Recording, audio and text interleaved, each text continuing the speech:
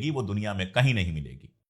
इन्हीं गलगोटिया के खानदान के सुनील गलगोटिया ने 2000 में यूनिवर्सिटी खोली और शुरुआत में बताते हैं 35-40 छात्र थे। अब इनके पास बहुत बड़ा कैंपस है, पैसा है, फला है, ढिमका है और सरकार के ये बहुत करीबी हैं। मोदी जी इनको पुरस्कार वगैरह दे चुके हैं और बीजेपी के बहुत करीबी हैं। ये करीबी मैं क्यों कह रहा हूं? क्योंकि आपको याद होगा पिछले चुनाव से पहले गलगोटिया यूनिवर्सिटी के स्टूडेंट्स हाथ में तख्ती लेकर राहुल गांधी के खिलाफ सड़क पर उतरे थे। वो वीडियो आपने देखा होगा। किसी लेफ्टिस्ट चैनल ने नहीं किया था, सरकार विरोधी चैनल ने नहीं किया था।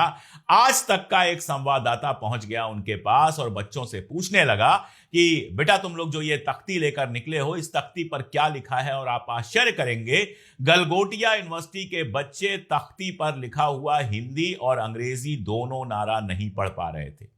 एक जगह वल्चर शब्द लिखा था, एक लड़की के हाथ में वो तख्ती थी, वो वल्चर शब्द पढ़ नहीं पा रही थी। हिंदी में एक नारा लिखा था, वो लड़का हिंदी में नारा पढ़ नहीं पा रहा था और उनको भेज दिया गया था राहुल गांधी का विरोध करने। उनको यही नहीं पता था कि वो किस मुद्दे पर विरोध कर रहे हैं, जिस टैक्सेशन की और बाकी सब चीजों की बात कर रहे हैं उसका मतलब क्या है। पूरी भीड़ में से एक बच्चा भी जवाब नहीं दे पाया था। बच्चों का दोष नहीं है और बच्चों का मजाक उड़ाने का कोई मतलब नहीं है, दोष यूनिवर्सिटी का है। एक यूनिवर्सिटी पॉलिटिकल कारण से बच्चों को भेजती है तख्ता पकड़वा के सड़क पर और पढ़ाती क्या है? ऐसा पढ़ाती है वो यूनिवर्सिटी कि ना बच्चों को अंग्रेजी आती है ना बच्चों को हिंदी आती है।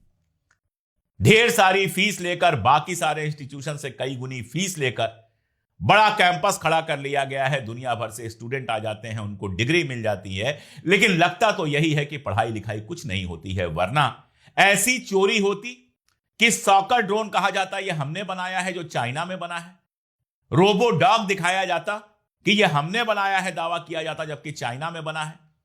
और जब चोरी पकड़ी जाती तब यूनिवर्सिटी पल्ला झाड़ लेती, कहती हमने दावा ही नहीं किया है, जबकि उसी यूनिवर्सिटी के एक प्रोफेसर बाकायदा दावा कर चुकी हैं। और अगर पहले से यह तय था कि चाइनीज मॉडल है और आपने खरीदा है और यह दुनिया को ईमानदारी से बताना था, तो आपकी प्रोफेसर को बताना चाहिए था कि चाइना से हमने ये एआई रोबोट मंगाया है और इसको देखकर हम सीख रहे हैं कि कैसे एआई रोबोट बनाया जा सकता है।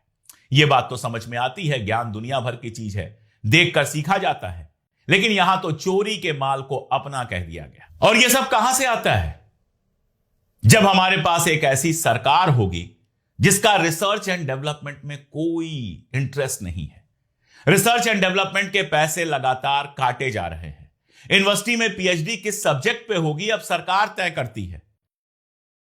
कोर्स से मुगलों को बाहर निकाल दिया जाएगा ताकि एक लंबे समय का इतिहास बच्चों को पता ही ना हो। अपने तरीके से इतिहास पढ़ाया जाएगा, अपने तरीके से विज्ञान पढ़ाया जाएगा, डार्विन की थ्योरी को नहीं पढ़ाया जाएगा, क्योंकि आपकी जो धार्मिक एक्सप्लेनेशन है डार्विन की थ्योरी उस पर सही नहीं ठहरती। लेकिन सारी दुनिया डार्विन को जानती है, आपके धार्मिक एक्सप्लेनेशन को नहीं मानती। आप अपने बच्चों को डार्विन नहीं पढ़ाएंगे, आप अपने बच्चों को मुगल नहीं पढ़ाएंगे और आप अपने बच्चों को क्या सिखाएंगे? सिर्फ धार्मिक नफरत। छोटे छोटे स्कूलों से खबर आती है कि मुस्लिम बच्चों के खिलाफ छोटे छोटे बच्चों ने, पहली दूसरी के बच्चों ने हरकत की। एक वीडियो वायरल हो रहा था, वो आपको याद होगा अगर आपने देखा होगा। एक बस जा रही है जिसमें ढेर सारी बच्चियां हैं और पहली सीट पर एक मुस्लिम बच्ची बैठी है और वहां धार्मिक नारे लगाए जा रहे हैं उस बच्ची को शर्मिंदा करने के लिए। स्कूल के बच्चों में जो दोस्ती होनी चाहिए उसकी जगह यह सब हो रहा है। और यह सब इसलिए नहीं हो रहा है कि बच्चे बिगड़ गए हैं, यह सब इसलिए नहीं हो रहा है कि बच्चों का कोई दोष है। यह सब इसलिए हो रहा है कि हमारा गोदी मीडिया और हमारी सरकार दिन रात नफरत परोस रही है, दिन रात सिर्फ और सिर्फ नफरत परोस रही है। ऐसे लोग मंत्री, मुख्यमंत्री और पता नहीं कौन कौन सी गद्दी पर बैठे हैं जो 24 घंटे नफरती भाषण देने के अलावा कुछ कर ही नहीं सकते। और असम के मुख्यमंत्री का मामला जब जाता है सुप्रीम कोर्ट में तो सुप्रीम कोर्ट के पास सुनने का टाइम नहीं होता है। हेट स्पीच का मामला जाता है तो इसमें कोर्ट पूछता है कि इसमें सिर्फ बीजेपी की हेट स्पीच क्यों है जज साहब, क्योंकि सिर्फ बीजेपी यहां पर हेट फैला रही है और कोई हेट नहीं फैला रहा है। एक मुस्लिम दुकानदार को, पड़ोसी दुकानदार को बचाने दीपक जाता है, दुनिया का हीरो बन जाता है, लेकिन सत्ताधारी पार्टी और उसके लोगों के लिए विलेन बन जाता है। हालांकि दीपक से अब बहुत लोगों ने सीख लिया है, लगातार ऐसे वीडियो आ रहे हैं। कल बनारस से एक वीडियो आया जिसमें जहां बकरे बेचे जाते हैं वहां कुछ लोग पहुंच गए और लाइसेंस मांगने लगे। दुकानदार इकट्ठा हो गए और अहिंसक तरीके से पलट के उनसे ही मांग लिया कि लाओ तुम दिखाओ आई कार्ड, तो भाग गए। ऐसे ही जयपुर से एक वीडियो आया था जहां एक लड़की और एक लड़का बैठे हुए थे पार्क में वैलेंटाइन डे के दिन, और 4 गुंडे पहुंच गए जिनकी दाढ़ी मूछ भी अभी ठीक से नहीं आई थी, उनकी जांच करने के लिए लठ लेकर। जब सारे बच्चे खड़े हो गए और उनसे सवाल पूछने लगे तो वो भाग गए। तो जनता जाग रही है, लेकिन मैं बार बार ये बात कहता हूं कि ये जो नफरत है इसका असर बहुत दूर तक गया है। यूनिवर्सिटीज को पता है, खासतौर पर प्राइवेट यूनिवर्सिटीज को पता है कि बस सरकार को खुश रखो, इतना काफी है, पैसा खर्चा करते रहो और सरकार को खुश रखो। पैसा खर्चा करोगे, गोदी मीडिया तुम्हारे चारों तरफ घूमेगी, और सरकार को खुश रखोगे तो कोई कुछ कर नहीं सकता है। गलगोटिया यूनिवर्सिटी को ऐसे हिम्मत नहीं होती चीन से खरीदा हुआ एआई मॉडल अपना बताने का। यही लगा होगा हम तो सरकार के करीबी हैं, अगर कोई सरकार के खिलाफ हो तो उसको तो एआई समिट तक आने नहीं दिया जाएगा, यूनिवर्सिटी बंद करा दी जाएगी। अशोका यूनिवर्सिटी के एक प्रोफेसर ने एक लेख लिख दिया था इलेक्शन को लेकर कि इलेक्शन कैसे चोरी हुआ है, उनका जीना मुश्किल हो गया। एक और प्रोफेसर साहब को आप जानते हैं जेल झेलनी पड़ी।